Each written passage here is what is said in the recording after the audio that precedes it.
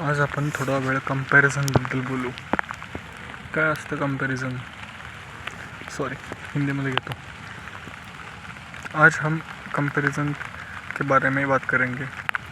क्या होता है कंपैरिजन, क्यों हम करते हैं कंपैरिजन, और कंपैरिजन के फ़ायदे क्या और तोटे क्या. तोटे को इंग्लिश हिंदी में क्या बोलते हैं? तोटे मतलब डिसएडवांटेज. हम कंपैरिजन क्यों करते हैं?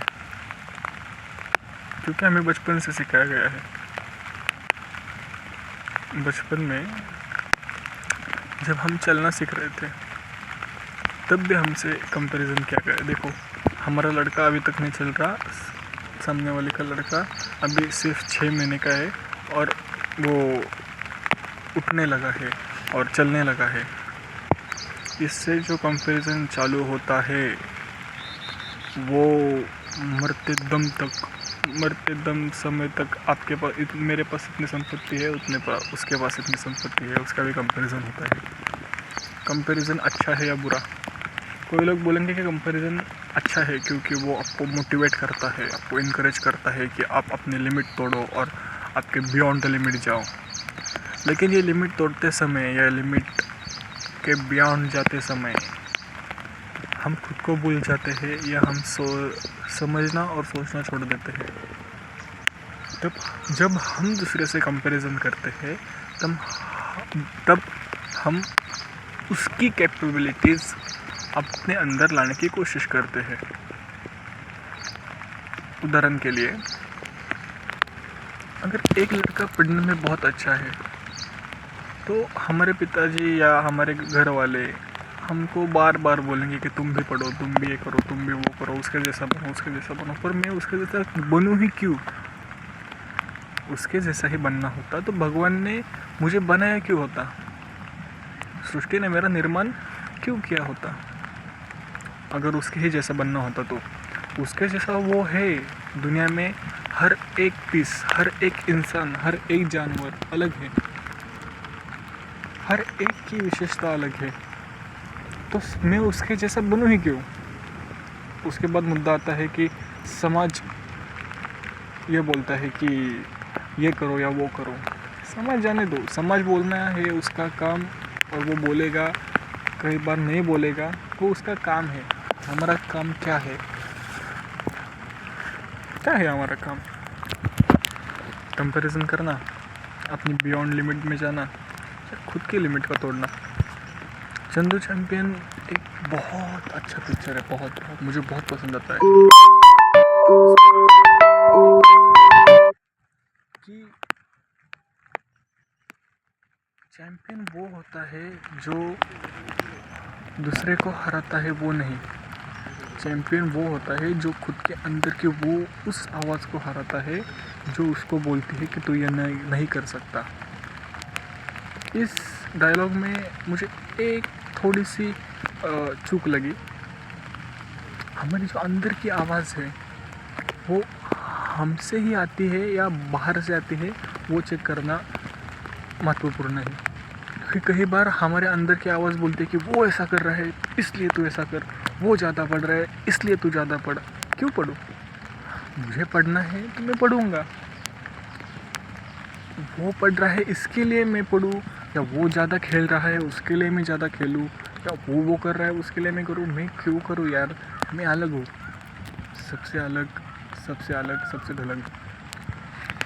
एक ही बोलता हूँ, तुम्हारी ज़िंदगी का उद्देश्य एक ही होना चाहिए, खुश रहना. जिस चीज़ से खुशी मिलती है वो करो. इसका मतलब ये नहीं कि मटेरियलिज्म के पीछे दौड़ो. मटेरियलिज्म के मतलब भौतिकवाद मतलब मुझे ये चाहिए, वो चाहिए, अच्छा फ़ोन चाहिए, आईफोन चाहिए, पैंट चाहिए, शूज़ चाहिए, नाइकी चाहिए, वो चाहिए. वैसा कुछ नहीं. आनंद मतलब आप एक जगह बैठे हो और आपको खुशी हो रही है, आप जो कर रहे हो उससे. आप जब बाहर की चीज़ों से खुशी मिलना आपको शुरू हो जाएगी तब आप, ये चिंता का बहुत बड़ा विषय है. क्योंकि बाहर का जग जो होता है वो आपको भुलाने के लिए है, या आपको क्या बोलते हैं उसको, वश में करने के लिए है. हर एक आपको अपना प्रोडक्ट या आपका उत्पाद बेचना चाहता है. हमारी पैंट खरीदो, हमारा शर्ट खरीदो तो आप अच्छे लगोगे, या ये मोबाइल आपके पास होगा तो आपका स्टेटस सिंबल बहुत बड़ा होगा, आप बहुत अच्छे लगोगे, आप बहुत अमीर लगोगे। क्यों?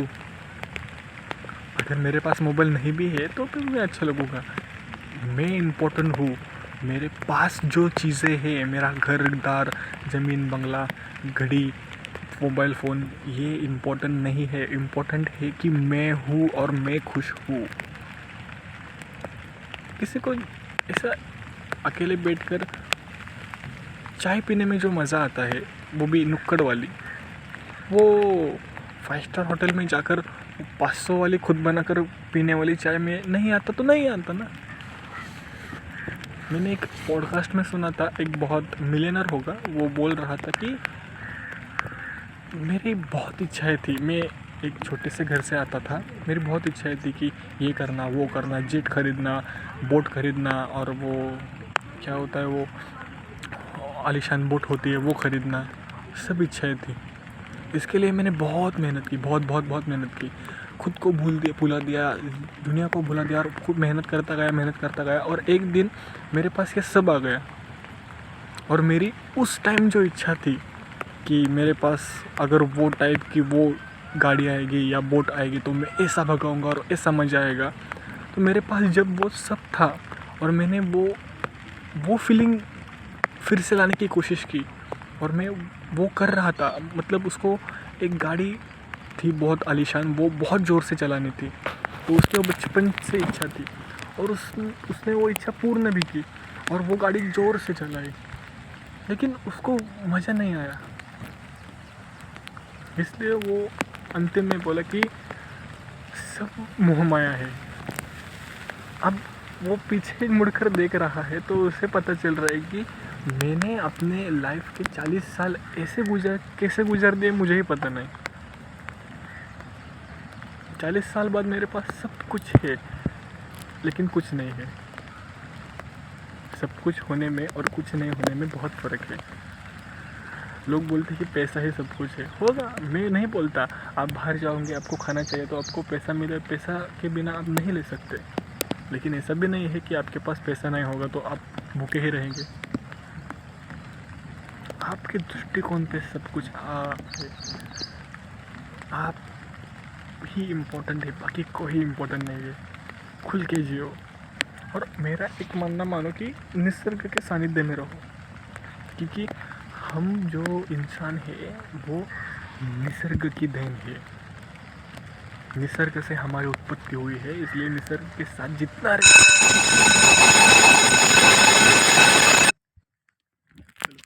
के लिए इतना ही, बाकी अगला वीडियो में देखते हैं।